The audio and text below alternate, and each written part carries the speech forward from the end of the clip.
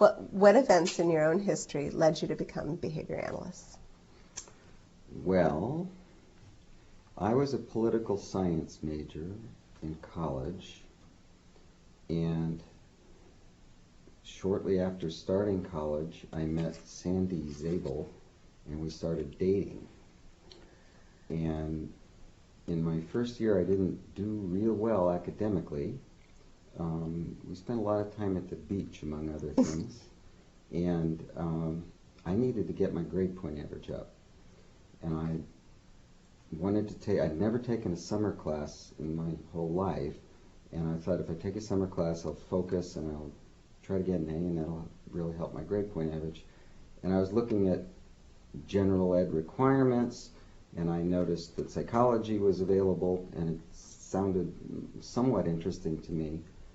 And I remembered that Sandra had taken psychology, and I said, is psychology really all that, if you have a dream it has some kind of meaning, or if you say something, a slip of the tongue, it has a different meaning? She said, no, it's really more or less a science class, which a properly taught introductory psychology class is. And I thought, oh, and she started telling me some of the perception and learning and whatnot. And I thought, okay, I'll take a psychology class. Well, as you know, when we were in college, I remember a bumper sticker that said, if you can read this, thank a teacher.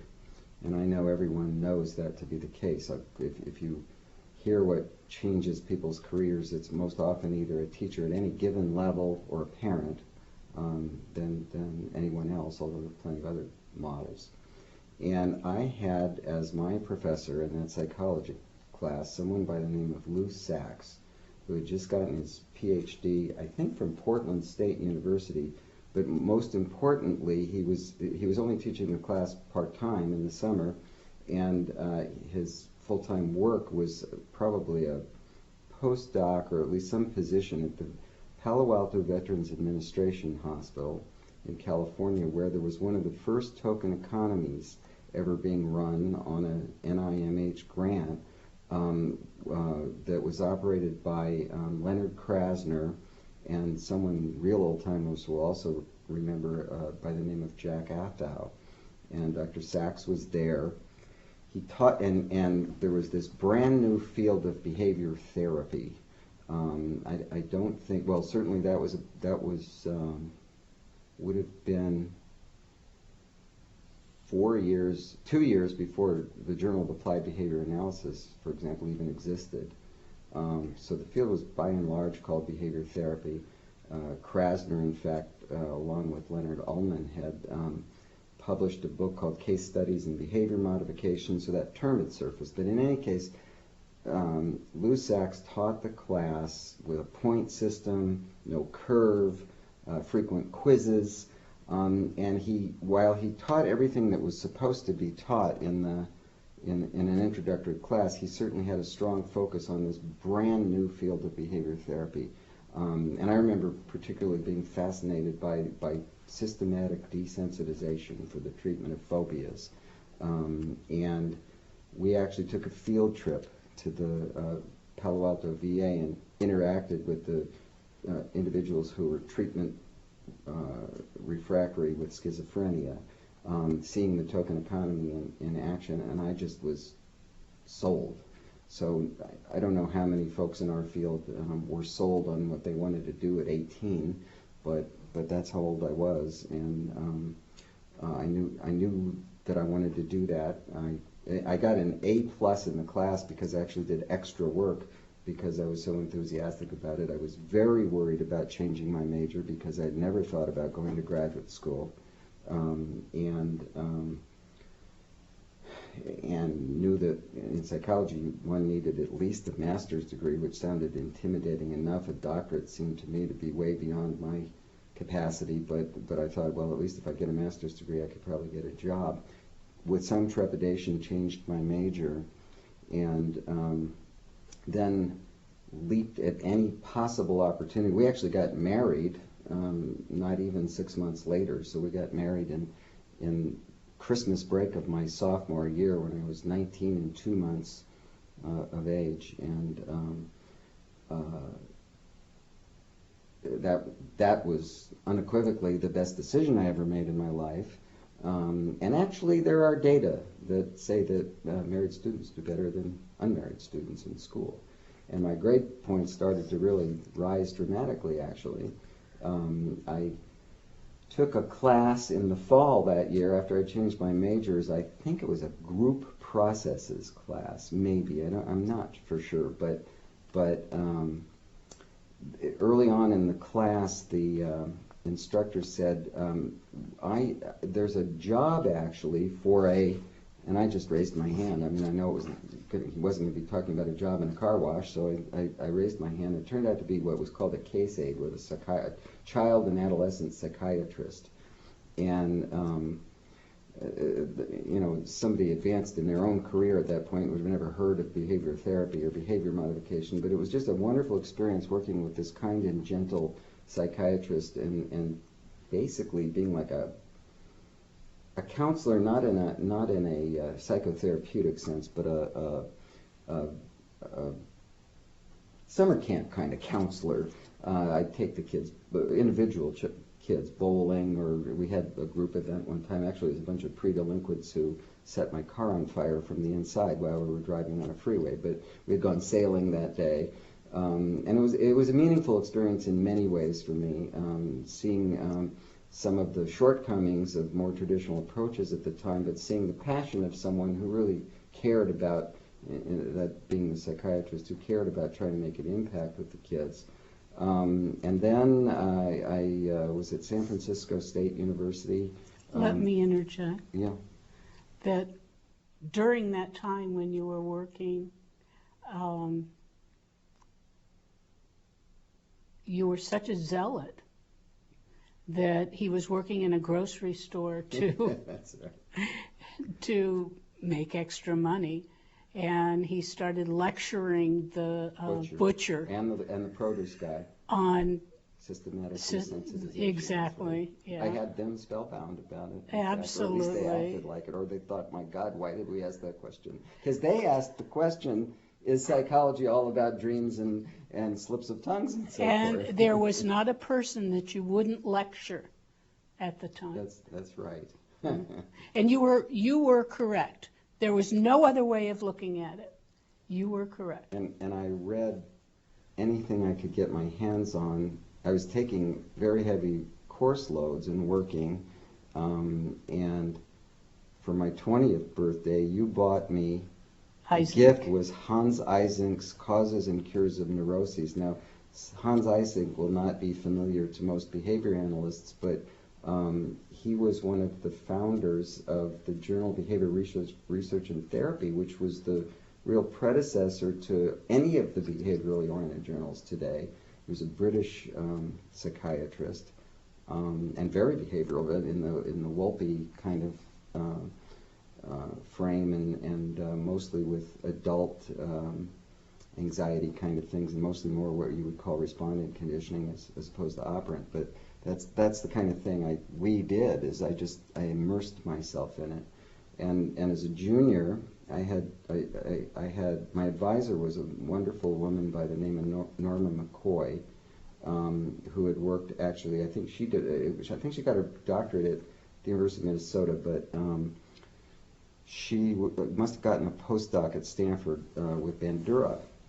And she was very social learning oriented, and I took 2 developmental psychology classes from her. And then I had a wonderful professor by the name of Frank Havel, who was from Texas, who had actually gone to the University of Houston when Jack Michael was there and Mont Wolf was there.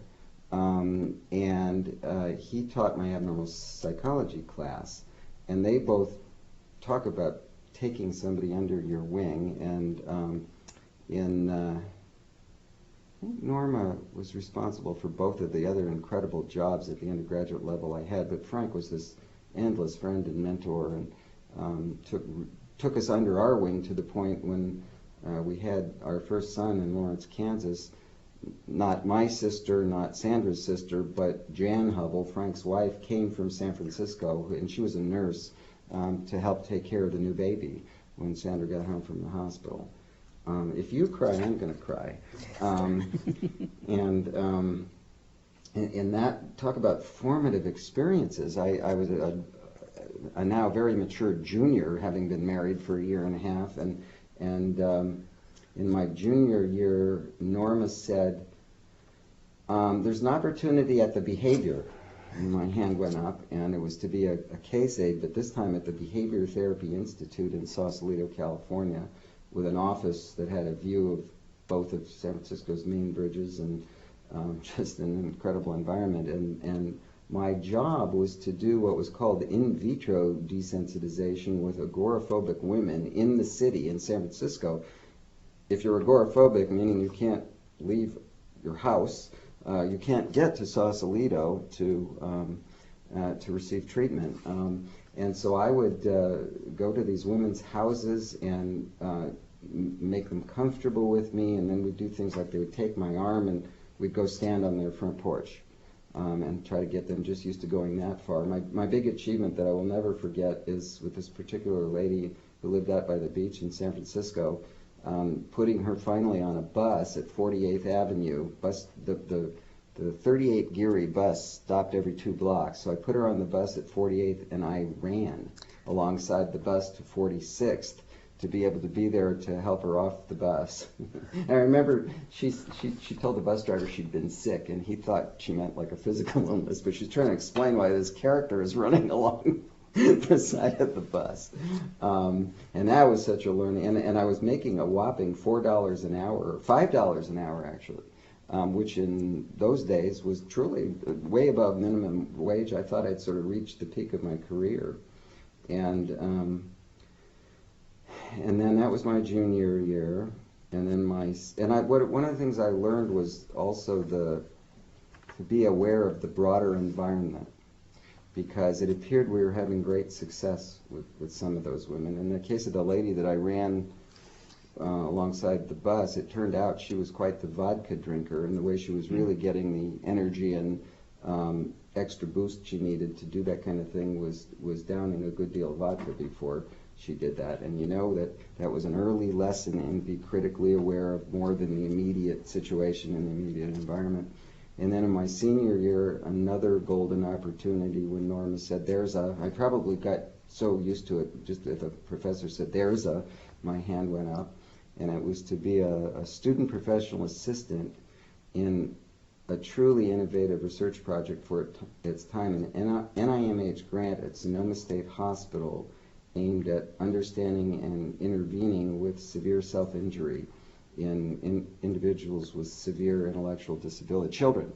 And what a life lesson that was. Of all my career experiences, I learned so much about the bigger picture there, in particular because those who may have read or ever seen the movie One Flew Over the Cuckoo's Nest, and the character Big Nurse, there's a big nurse in every institution, and one of the things that movie and the book portray by Kesey is control is not at the level you think it is in an institution. Anybody who's worked in a prison knows that. The guards and the prisoners control the institution, not the warden or the government or whatever. We had some unbelievable achievements with that project, teaching language to a 15-year-old who'd never uttered a word and who was so self-injurious the base rate, if carried out, would have been 40,000 headbangs on a porcelain bathtub an hour. And we were successful with a couple of the kids. And also it was interesting because that, I don't think our supervision was as good as it could be. And I learned a lot about training. In fact, one of the great training models we had was not our supervisor as much as the old black and white Ivar Lovaas tapes of working with children with autism at Camarillo State Hospital. And that's how, from that is what our model was for teaching this little girl, this 15-year-old, but she was little. She had some sort of syndrome, a language. And that was such a formative experience again. And I then was invited into the second year of a new master's program in developmental psychology at San Francisco State.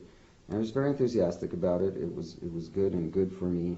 And I knew I was in that program, but the last summer of my experience at the state hospital, our supervisor had periodically brought in well-known speakers. In fact, Nate Azen reminded me that that's where I met him. I didn't meet him for the first time when I was applying to be his boss at Southern Illinois University, but rather at that state hospital. But the last speaker we had was someone by the name of Montrose Wolf, and I was familiar with his work. His colleagues, by the way, called him Monty in those days. I was familiar with his work, but I was familiar with his early work from the books that I had read at the University of Washington, the preschools and the famous child Dickey, or the first systematic use of behavioral procedures with a child with autism. But I was unaware of the Achievement Place, the teaching family model, which he had begun, probably 66 or so, in Kansas. And he came to present about Achievement Place and talk about being sold lock, stock, and barrel on applied behavior analysis. I thought, this is utterly amazing. And Mont was such a wonderfully unpretentious man and a fine teacher that I just thought, wow, it's even going in a better direction than I could have imagined. And our boss, Nate Myron, said, can anyone, and the end of that sentence was, take Mont to the airport. And I thought, whoa. An hour and a half alone, or not alone, Sandra was in the back seat, in the car with Mont Wolf. I never stopped talking. And Mont, as certainly Todd Risley and Mont Wolf were big-eyed about the world. It was a hot day, sunny in Sonoma, but as is the case in San Francisco, that valley heat against the cold ocean and bay makes for fog. And when we were driving to go on the Golden Gate Bridge, which is one of the most beautiful places in the world, when you rise over the hill and see the bridge and see the city, see the ocean and the bay, the fog was doing its thing and rolling right over the bridge, where it usually then ultimately occludes the bridge, but it was just at the bridge. And Mont was just that big-eyed, oh, this is amazing, this is so beautiful. That's probably the only thing he was allowed to say in that hour and a half, because I was jabbering. And my goal at that point was to get a clinical psychology degree at the State University of New York at Stony Brook, which was the place for behavior therapy. And I thought I wanted to be a clinical behaviorist and working full-time at the Behavior Therapy Institute and maybe teach a course at San Francisco State. That was my career goal at that point.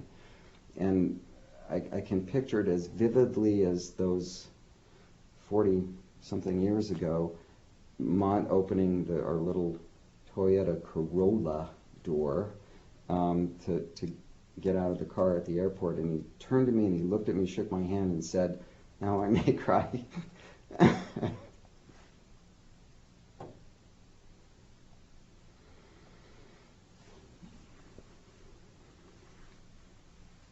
want to see you in Kansas next year. And I hadn't been hedging any bets, so I applied to like a dozen graduate programs, and I got into most of them with incredible financial support. And I had gotten into Stony Brook. And Kansas was the last program that I heard from, and there was a threatened postal strike, and I was worried sick that I wasn't going to hear from Kansas. And near the last, because I don't know if there still is, there's an April 15th deadline to commit to graduate programs. And it's like April 14th, which today is, by the way.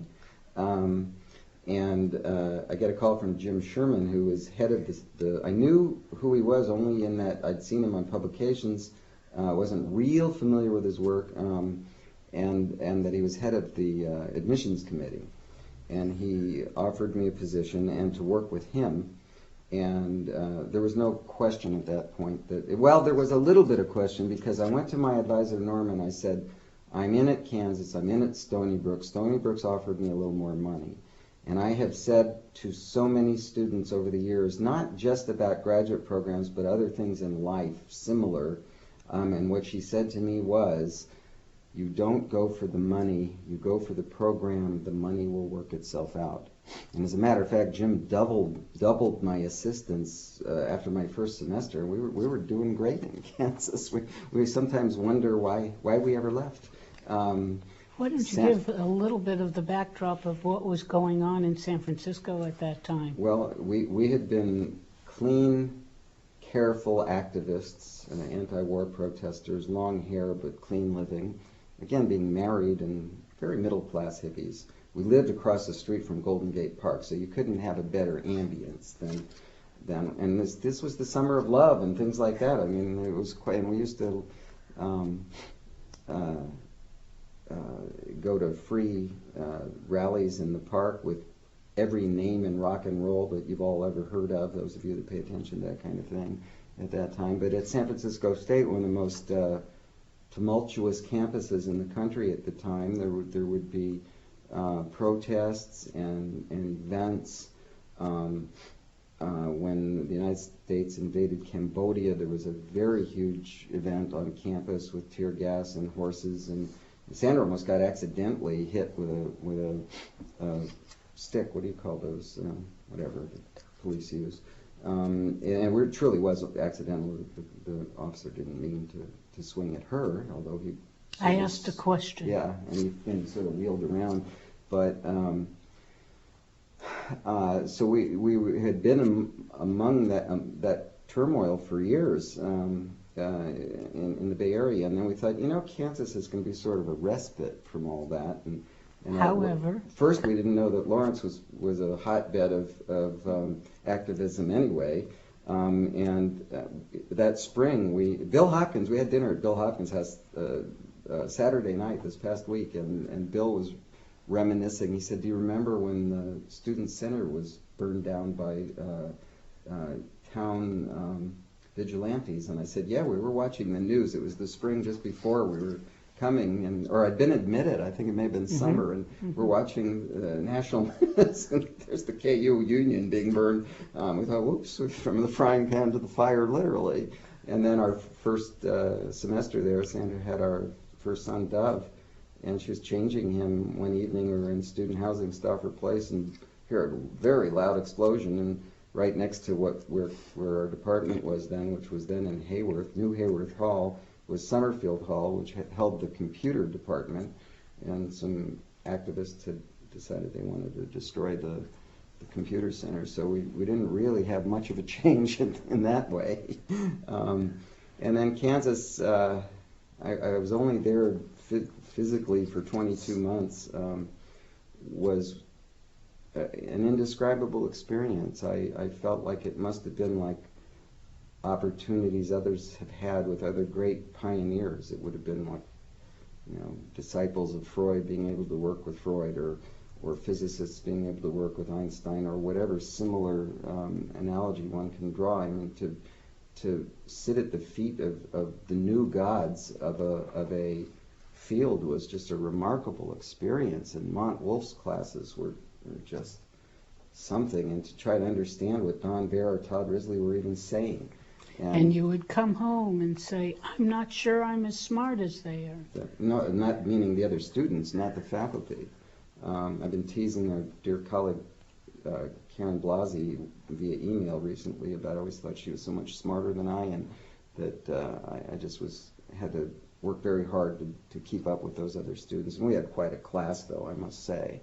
I could spend a good deal of time here just talking about who've been very successful were in that class. And that was part of the excitement also, and the camaraderie. And we had never lived, of course, outside California, and being in a very different place in the Midwest was meaningful also. But the mentoring of Jim Sherman and the modeling with all the folks around us were incredible. I did my dissertation research both at Kansas Neurological Institute and at the Toddler Center in Lawrence. And Kay and I was in Topeka. I worked very hard, drove a lot. I taught at Leavenworth Federal Prison for the extension, just to earn some more money also, and which was a formative experience in my life.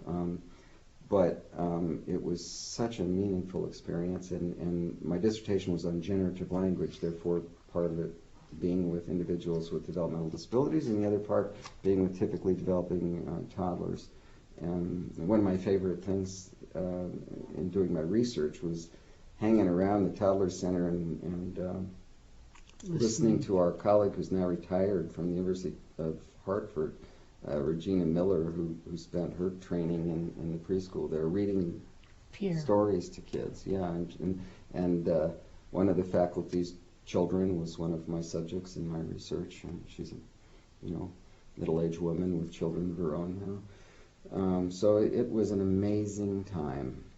And then I got a job. I guess I'm supposed to be talking about just the formative part, but my Actually, you went right into the next question. So if you could keep talking about your training, that would be great. Sure. One of the things I neglected to mention that also was that part of feeling like we were in the gravy was I was bringing in some money, and Sandra worked in the infant center that Todd Risley ran, and our older son, Dove, who'd been born in Lawrence, was one of the first kids enrolled in the infant center, along with Todd's son. And both Todd's son and our son were little poster kids for the brochures and such of the infant center there. And my first job was a little complicated. My appointment was with Massachusetts General Hospital, and my office was at the Eunice Kennedy Shriver Center in Waltham, Massachusetts.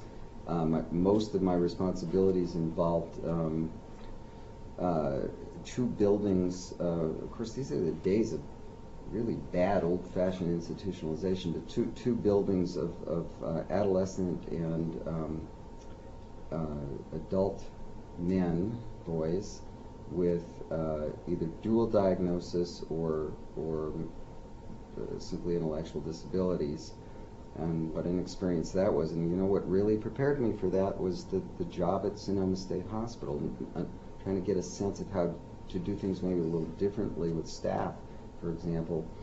And then I had outpatient responsibilities, and I taught first-year Harvard medical students, and I conducted pediatric rotation every 6 weeks with a new pediatrician who was assigned to me. My office was shared with one of my dearest colleagues, Jerry Martin. I had never met him before, but he was trained at North Carolina under John Burchard, and Jay Bernbrower, and Bill Redd had hired me, who also had worked at both Illinois and North Carolina, and then Bill took off, got a job at Illinois, and Andy Wheeler was there, who had trained at Southern Illinois, and we sort of formed it was still like being in graduate school. We just talked all the time, and sharing an office was a good thing. Today we probably, I never want to share an office with anybody. I don't like when people move things in my office. But having Jerry and Jerry and I wrote my first book. We co-authored Behavior Change, and we were far from that job at that point, but it formed that kind of relationship, made it very easy to work on that first book together.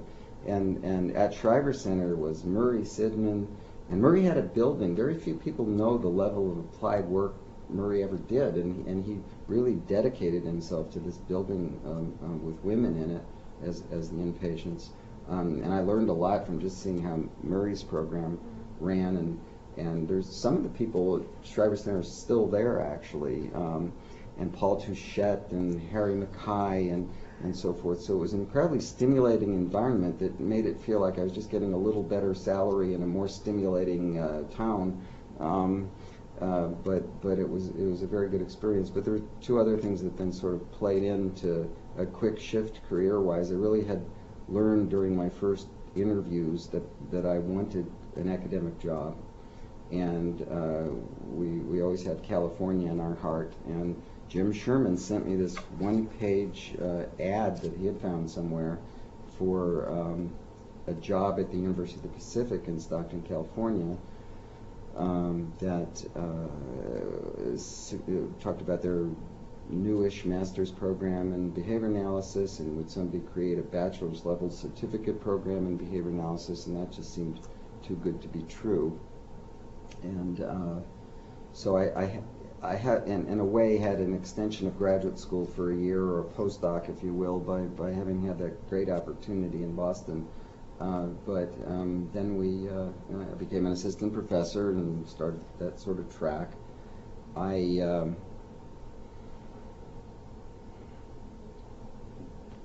met some people at Stockton State Hospital who were just, no, actually, I remember I took a winter term trip. I took my students on a class called Behavior Modification Southern California. And one of our stops was at Porterville Hospital, where among others was John Mabry, who was another big pioneer in the field. And John worked for a guy named Santee Rogers, who was a master's level person with incredible executive skills, administrative skills.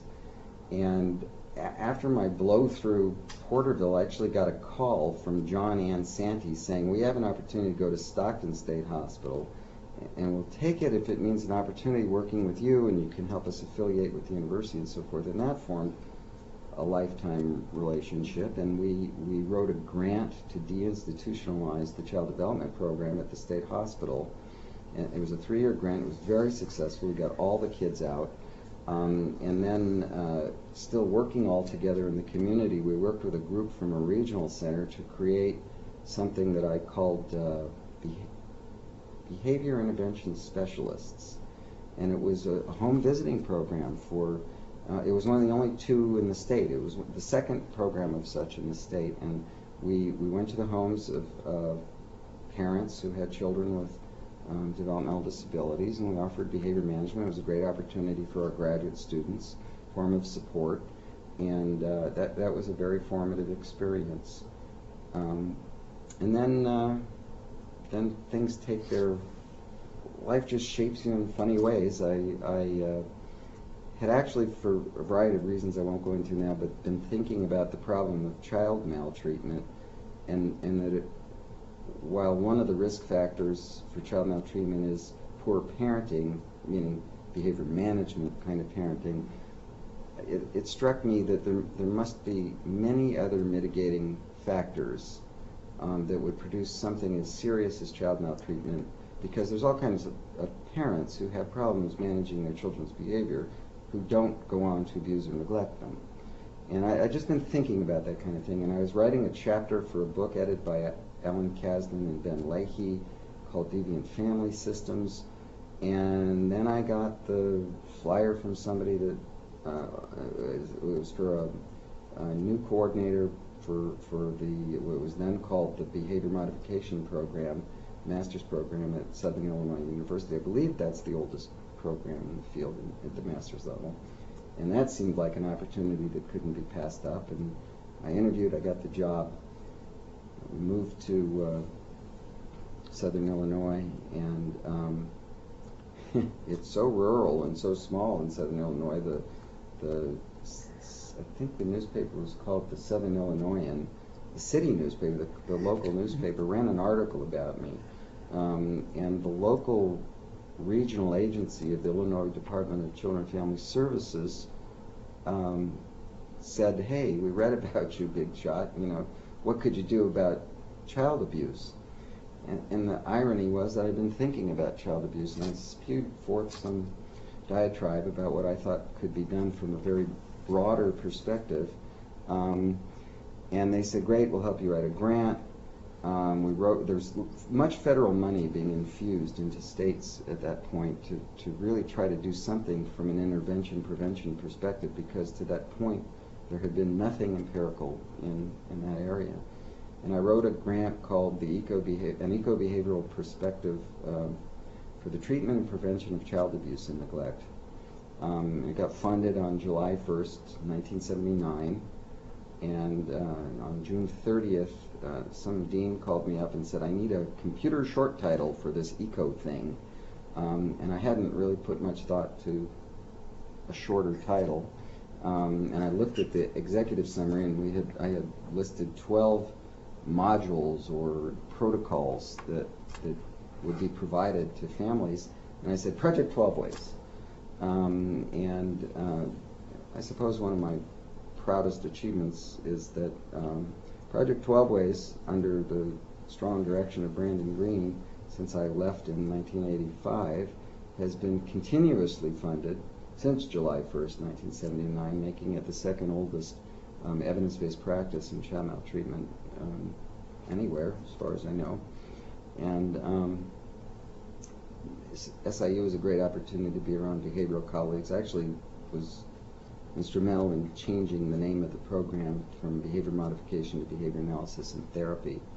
The Rehab Institute also got a doctoral program in my first year there, and students had to take very traditional coursework in rehab, but what else they did depended, of course, like most programs, who their advisor was. And I had 4 students that I graduated out of that program, just 4, because it was sort of a specialty program, but all of whom came to work with me, who just I'm so very proud of.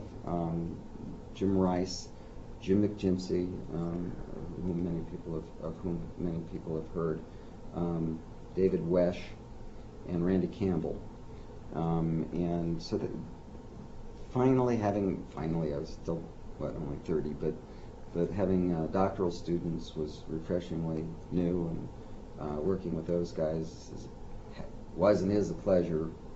And we both could have stayed in Southern Illinois forever professionally. Sandra had a secretary by the name of Shala Alai. Why don't you tell that story a little bit?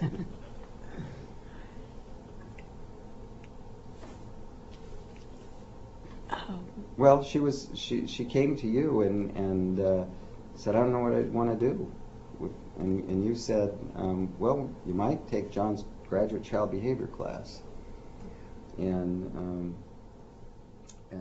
Shala wasn't just a secretary. She was in the Department of Human Development working on her bachelor's degree and was finishing it up. And she worked for me as a student worker as my secretary, which was delightful. My school was in an elementary school building, and my office, in fact, was the storeroom, and there were no windows in the storeroom. So Shala and I had this very private place where we really got to know each other and love each other. And when she was in a quandary as to what to do after she graduated, I knew how passionate she felt about children and helping. And so I suggested that she take John's course just to help her try to decide what to do. And she was also our babysitter. And oh, that's the true. one we trusted most in our whole history of babysitters. But so Southern Illinois was just a dream come true professionally for both of us. Sandra operated what started as a sleepy little preschool that turned into a huge child care, infant care operation. We conducted some 12 Ways research out there actually with our staff, and Sandra got other research going on there. Actually, having worked in the infant center, Todd Risley's infant center at Kansas University, gave me just an abundance of experience to bring to my own school and to use a lot of the same techniques. And it was just the job of a lifetime in that I could have my experience with children, with parents, but also have the opportunity to invite researchers from the university to come in. So we had people running, not just from John's program, but from all over the university running research projects in the school, and it was great fun. And again, having such good colleagues at SIU, and then the opportunity to be around Nate Azarin, and as it turned out, Nate wound up leaving in 1980, so we really only had 2 years with him. He moved on to Nova University, where he's been ever since. But we became very close personal friends, the Lutzkers and the Azrins, and that was an enriching experience in and of itself. And if you've ever been around genius, especially as you get to know a genius and watch how they problem solve in just everyday situations, but we have the fondest memories, and I know the Azrins share them, of Thanksgiving and particularly Passover together, and getting a little tipsy on kosher wine, and even dancing the hokey pokey, which is actually Yes. not in the typical Seder service. It's true. and I am Nate Azrin's singular failure. He tried to teach me to water ski, and it didn't work. And he was being so patient, using every behavioral technique in his whole armamentarium, but just I was not made to water ski. But those are some of the most delightful memories of having the Azrins to our home and going to their home and just, you know, curing all the ills of the world and understanding about 60% of what Nate had to say, as it is with So most. understanding sometimes because you couldn't hear him because he mumbles, and the other times just because he's so brilliant, it takes a better listening to understand. But loving every Right. minute of it regardless, and becoming family. They're still part of our family, and that's a delightful memory. And one of the things I wanted to mention, if I had advice for students, for example,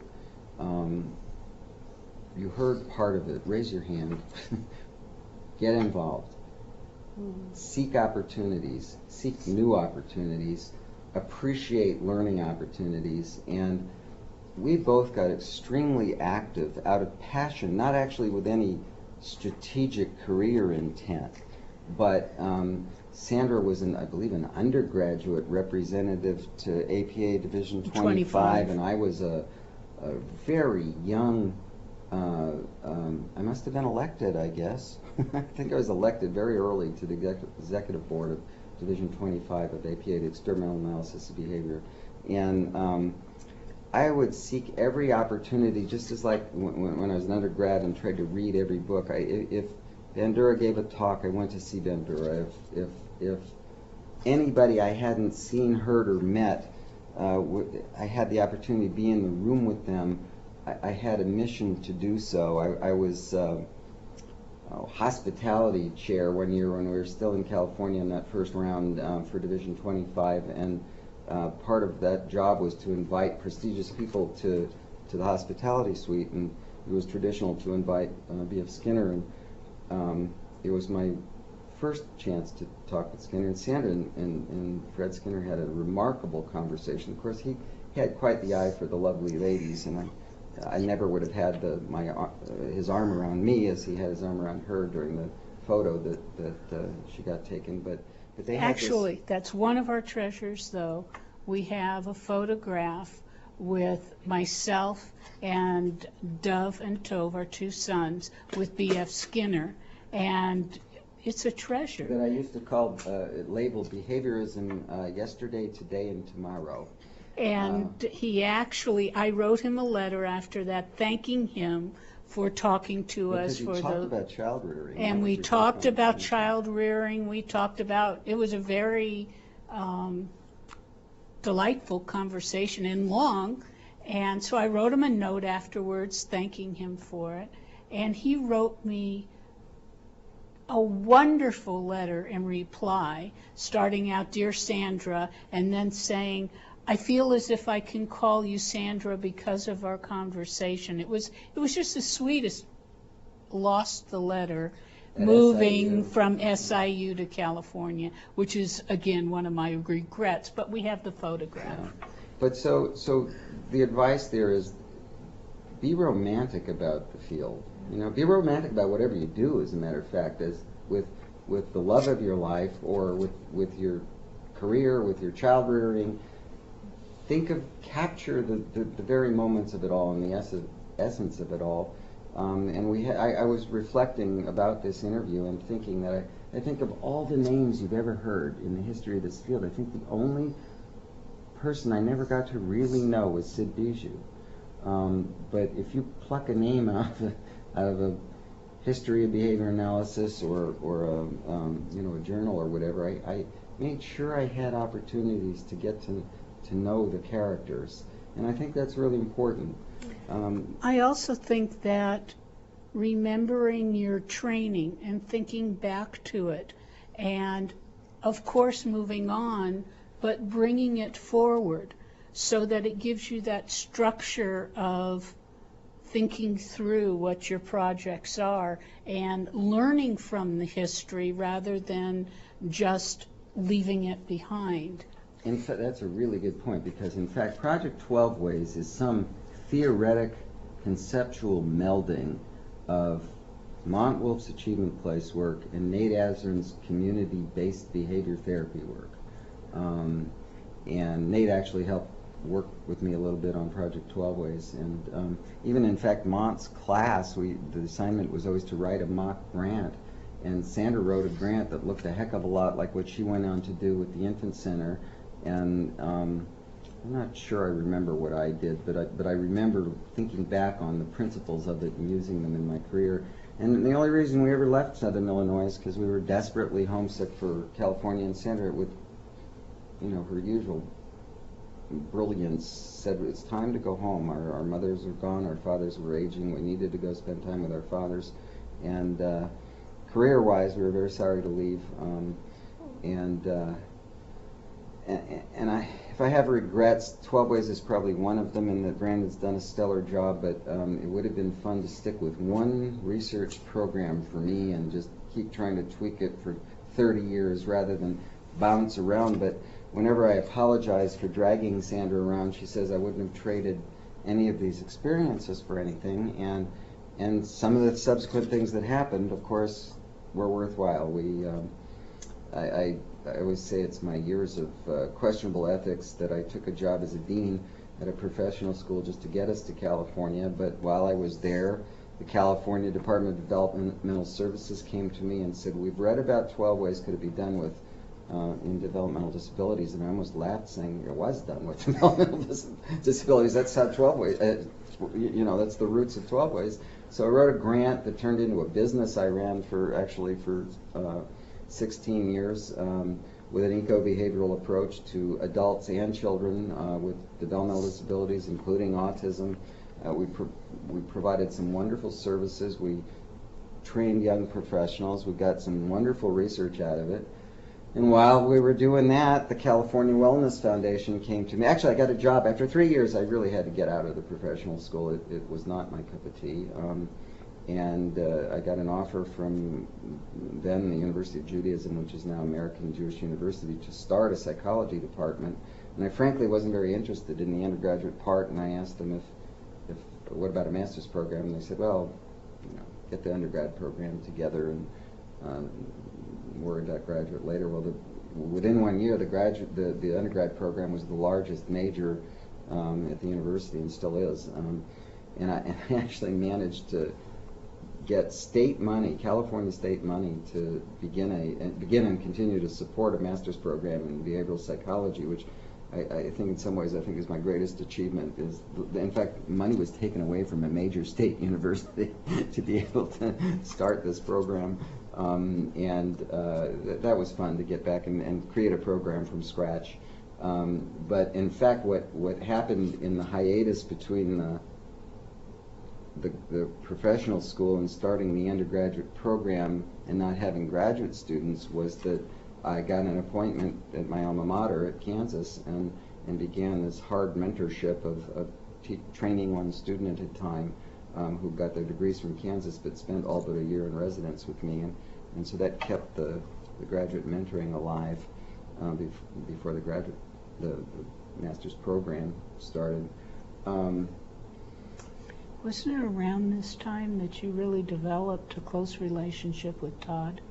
Yes, it was. I think that was very important. That for whatever reasons, Todd asked me to consult to his autism program. That seemed like some wrong model. Why me?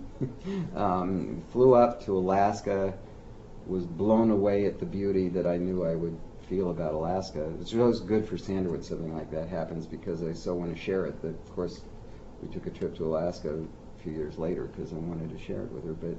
But spending the first night when Todd made his famous sourdough pancakes for dinner with his locally grown High Mountain cranberry sauce over them, and said, "You want a beer? I feel like a beer."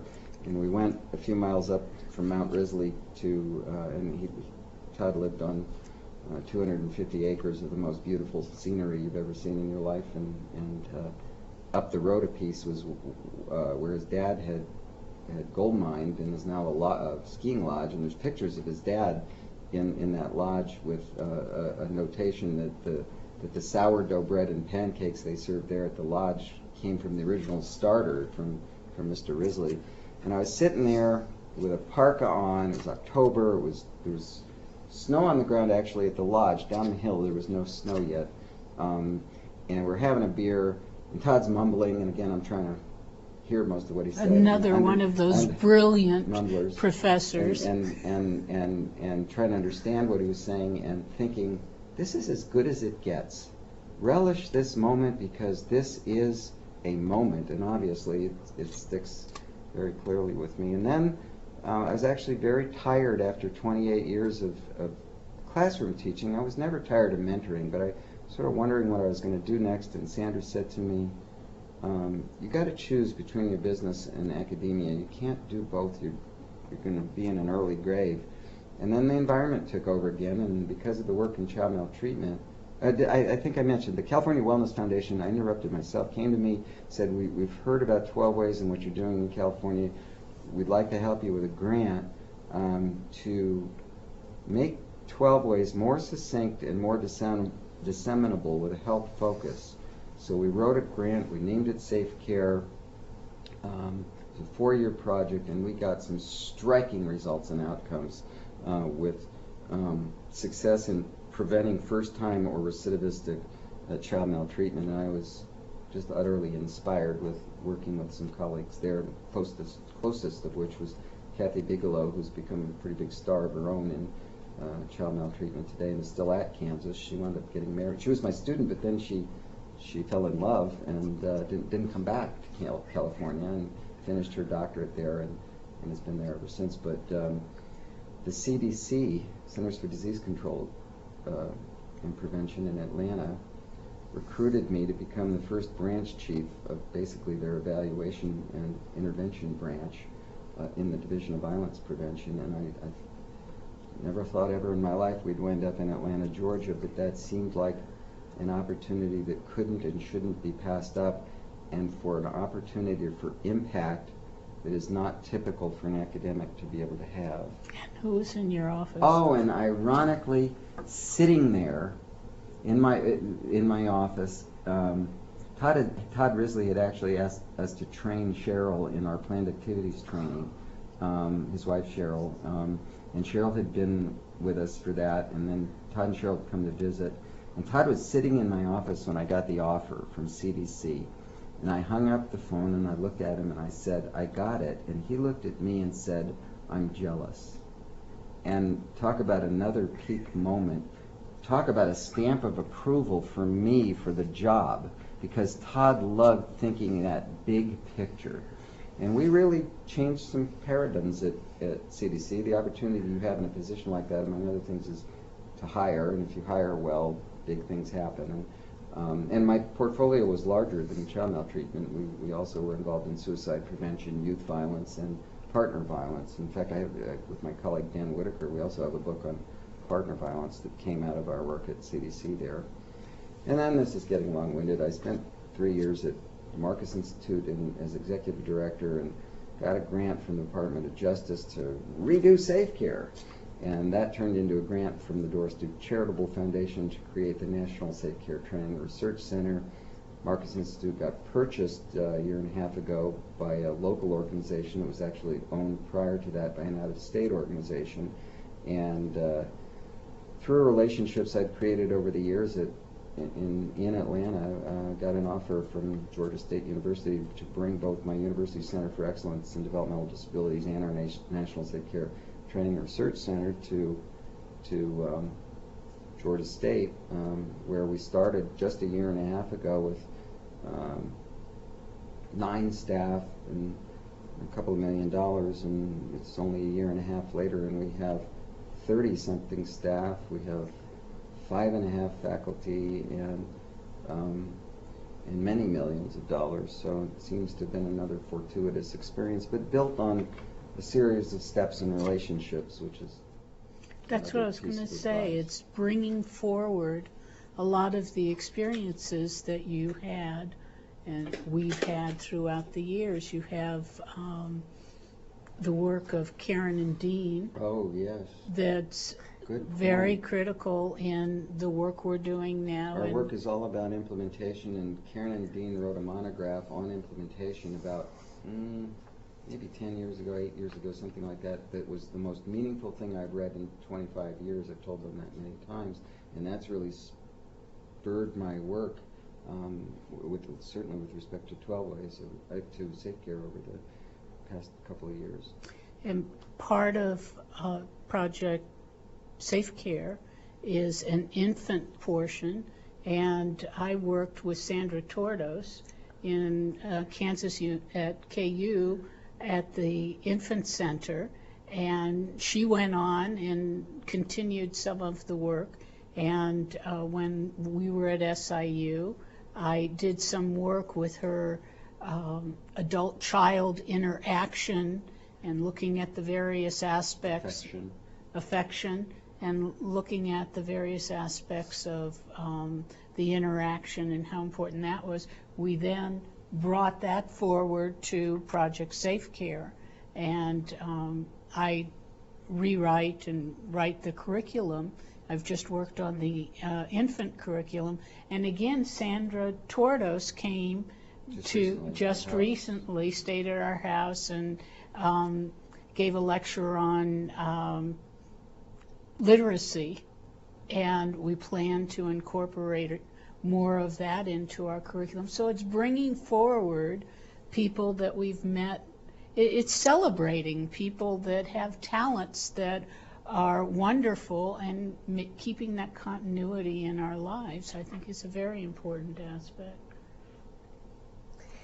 Actually, Sandra, I'd like to ask you, since you're talking, could you talk a little bit more about the influences as your careers and life work has gone on, and how you perceive John's development as a behavior analyst over time, and what role you played in it?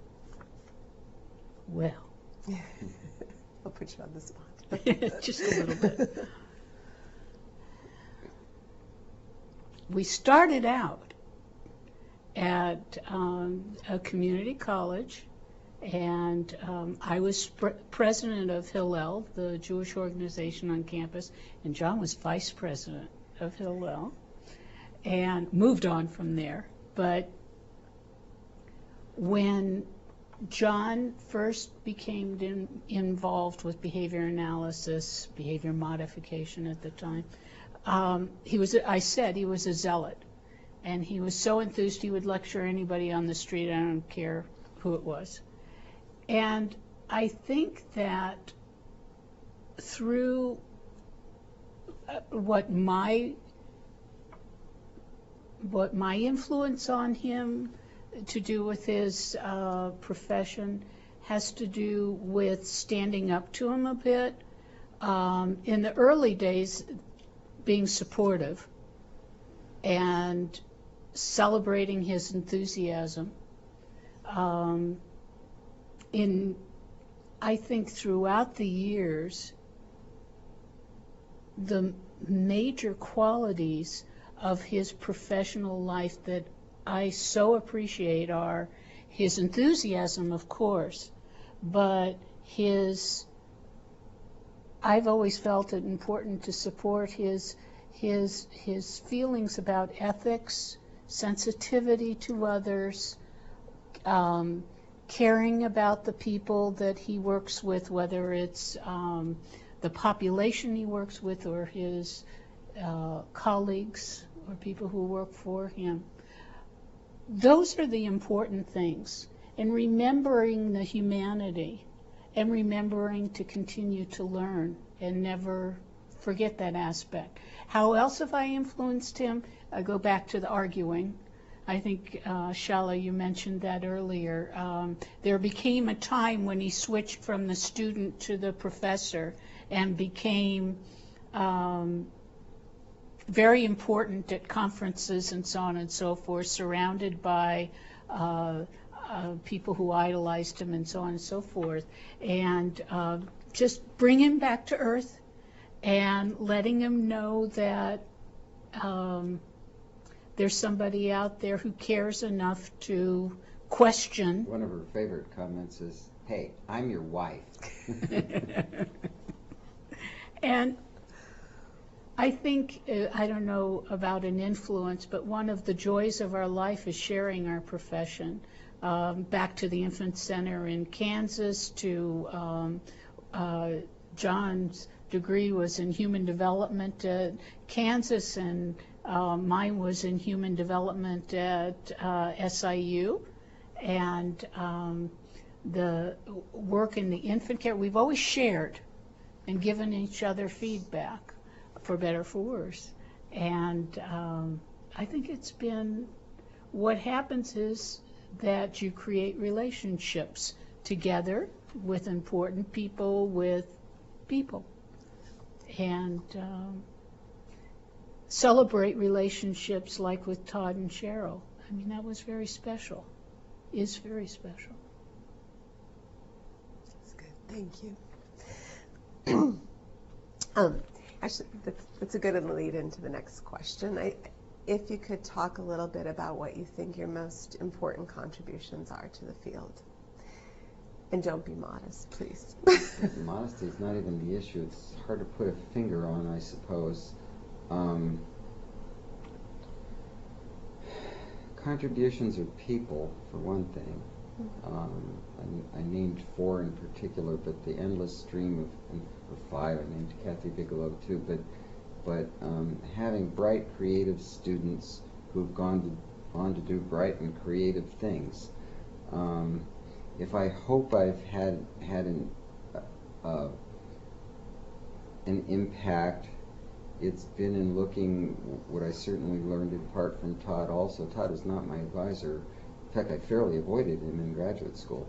But I saw about him in graduate school, even back then, was looking at big pictures, getting out of a sort of, if you will, a laboratory mentality, and how can impact be had. That's what was so attractive again about the CDC opportunity. I was actually offered a political position as a commissioner in a department in the Bush administration, but we won't talk much about that. I did turn it down, but that the impact is what caused me to listen at all to the possible opportunity. But so if I have an impact, I think I know it's been with probably hundreds at this point, students. People will come up to any teacher, the same with Sandra, as when she turned her profession to classroom teaching, and talk about the impact she had with them. We all know, as professors and teachers, we've had sometimes when we didn't even know it, and the things, little gems that people take that we might have said. But I guess on the research program side, I know I've had a very big impact in the field of child maltreatment prevention.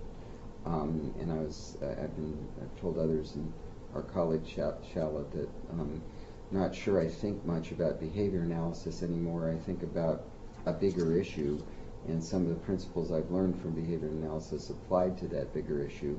And I know, and my circles are with policymakers and researchers in child maltreatment, and there are only a handful of established evidence-based practices in that field, and certainly the safe care model is seen as such by federal agencies, by evidence-based websites, and so forth, and that can be measured in part by the millions of dollars we have right now for the implementation of it. Currently, it's in 9 states with either contracts or research projects or research subcontracts. So, yeah, I was thinking narrowly when the question was asked, but frankly, my impact largely in terms of moving a field has been in child maltreatment, though I hope I know I've had some impact in behavior analysis also. And parenting. Sorry. I would say that equal to that is the model provided, the professional model, the caring, the sensitivity, the ethical basis. I think that is equally important. Providing a model of a relationship, a marital relationship that's strong, that is and a very strong part of that has been our professional lives, and watching people. We were the first ones of our generation to have kids, and people watched us the entire way, and both of us feel good about that, and I think that's a major impact. A lot of people could see the gentleness with which we provided guidance for our children and the loving, caring approach, which then, of course, working with a program like a Project Safe Care, why wouldn't that be brought into it? Ultimately, what we care about is that children should feel that loving relationship with a parent. And I think it really helps that we have had that relationship with our children and grandchildren. Okay.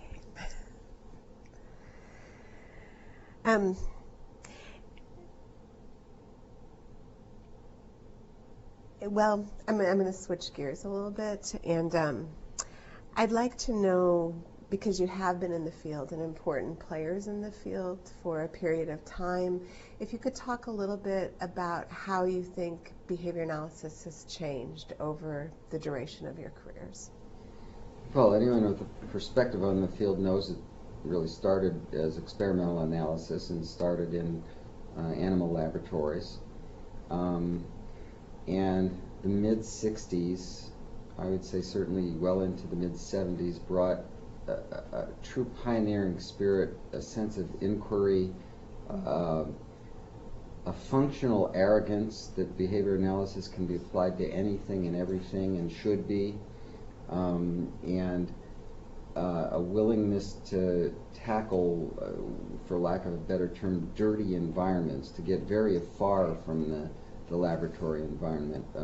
And I think of, again, Achievement Place and maybe what we've done in child maltreatment, but also programs like Fast Track in education, and a lot of the work forever at the Oregon Research Institute and at the Social Learning Institute in Oregon, and Juniper Gardens, not looking at small issues but very big issues, and all of Todd Risley's work, the living environment.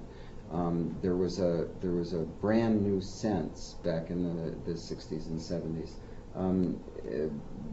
and certainly special education. We've had a good and large impact. Though I've been a little bit taken aback at the lack of a complete infusion in curricula in both regular ed and special ed, and I think that came from too much arrogance on our part.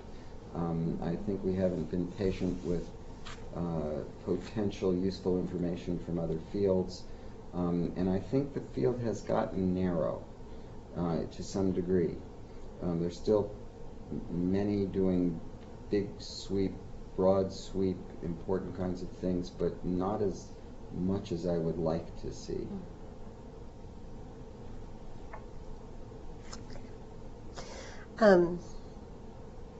Are there particular areas where you would like to see more work? That's a good question too. I think, well, in autism, for example, we have had leadership in clear-cut behavior change in that field since the mid-60s, and it's better and better. Your own work, Shala, the work of the Kegels, the late Ted Carr, and so many others.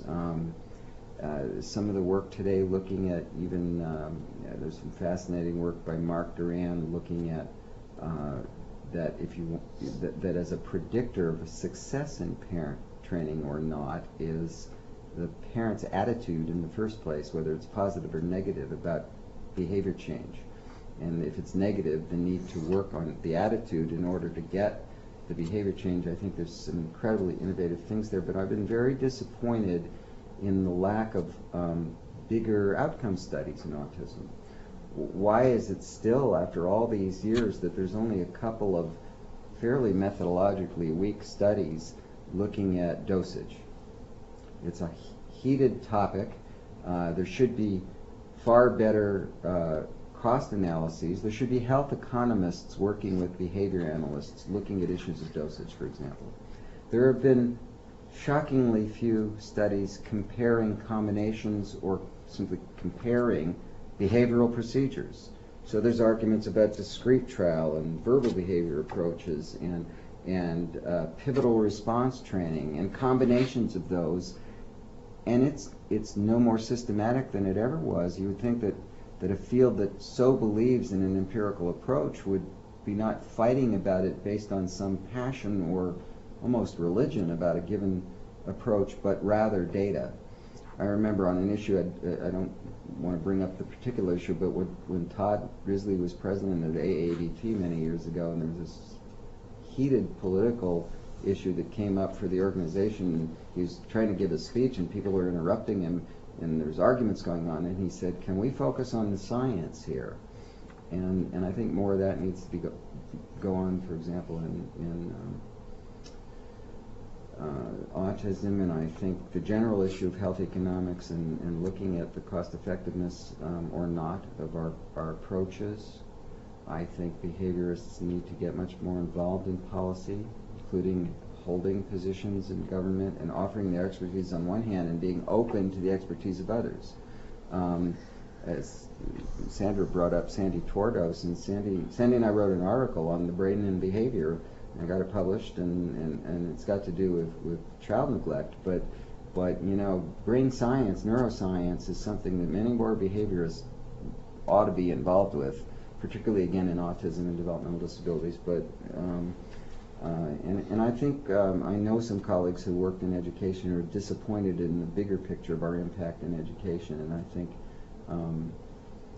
that if we were a little more broad-minded about developmental psychology, brain science again, and some other disciplines, we'd have a gentler landing in the fields that we want to have a bigger impact in. There's something else I was going to say and I don't remember, but maybe we'll come back with other questions. I think that what you're explaining is kind of the coming from the youth, your youth, where you were a zealot and your approach was the only approach, to more maturity and realizing that the way you solve problems is by working together rather than marching into a site and declaring that I have the answer. And I remember what I wanted to say, too, that a concern I have about behavior analysis is a practical one in terms of its survivability. And I could be wrong about this, but I don't think I am. And I heard the term used years ago that autism drives the market in behavior analysis, as well it should, because of the success we've had in autism, though wanting still for the kind of things I just talked about.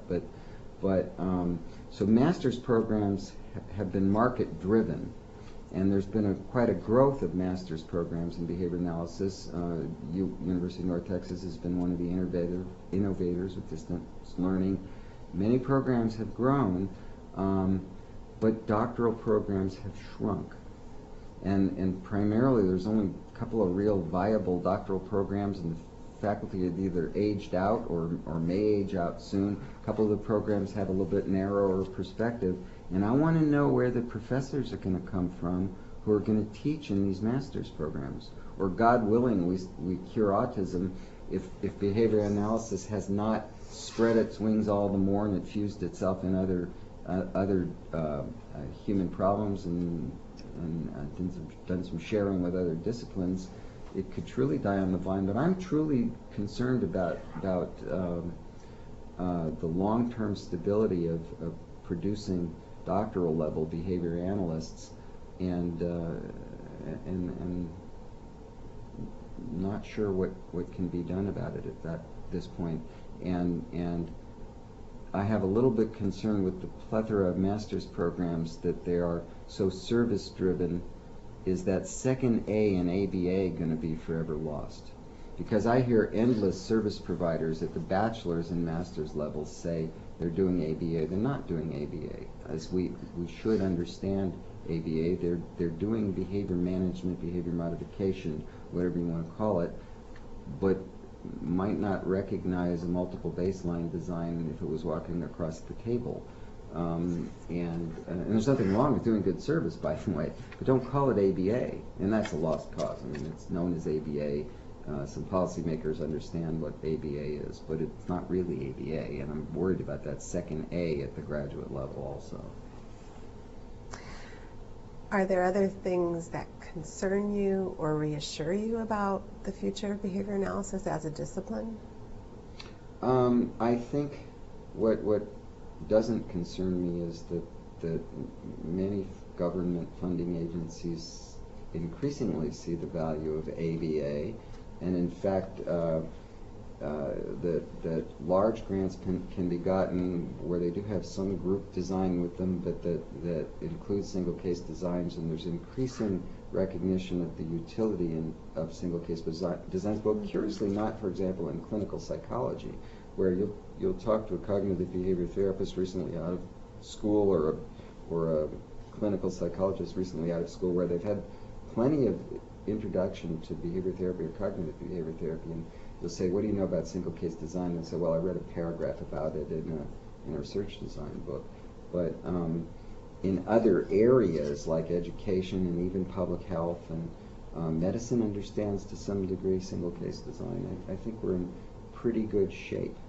And passion remains a good thing about this field. It's rare to, in fact, passion, as Sandra's articulated, can be a little bit of a problem if not ultimately tempered. But you want a field with passion much more than you want a field without passion. And this field is replete with passion. That's true. I'm going to go back to your careers. Are there things that you would have done differently along the way if you could go back and change them or adjust them in some way? I would have majored in broadcast journalism and become a baseball announcer. But aside from that, I often have thought I should have stayed longer at Kansas and sat at the feet of the gods a little longer. I think I'd be more patient methodologically than I've ever been. And I think I said, in a way, the one thing, again, Sandra has generously said she wouldn't have traded any of our experiences in our life, personally or professionally, but if I could have stayed at Southern Illinois and just stayed with 12 Ways for these past 30 years, I think I may have had some certain level of satisfaction that I miss now. But then again, wouldn't have had CDC and wouldn't have had several other opportunities. So I don't think it's very fruitful to bemoan that which could have been. And I think as long as we keep looking forward, we'll be able to keep looking forward. And we were just discussing coming back. I just happened to give a keynote address in New Jersey earlier this week and got to have dinner with our cherished colleagues in autism, Pat Krantz and Lynn McClanahan, who went to graduate school with us and worked for Todd Risley.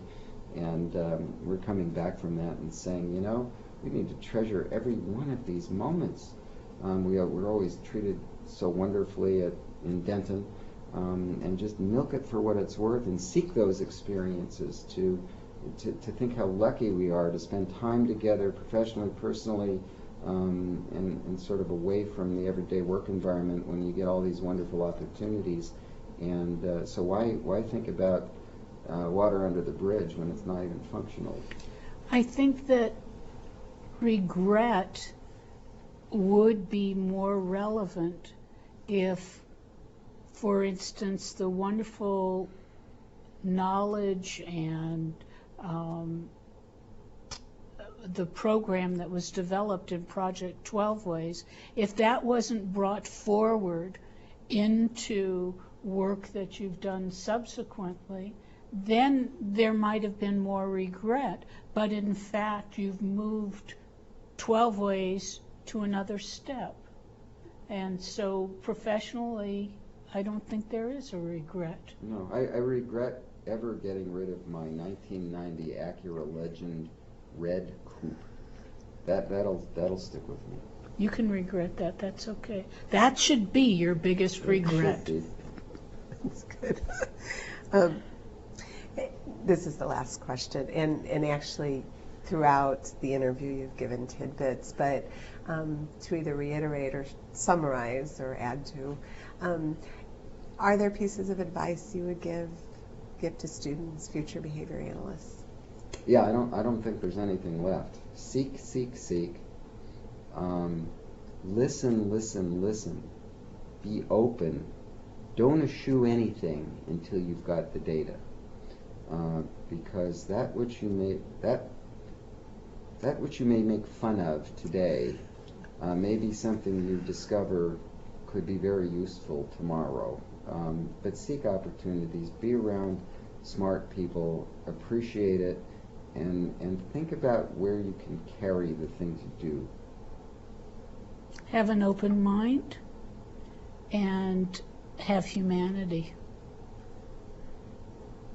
And it doesn't hurt to have a life partner that you can't wait to wake up and see every morning. Thank you. That was wonderful.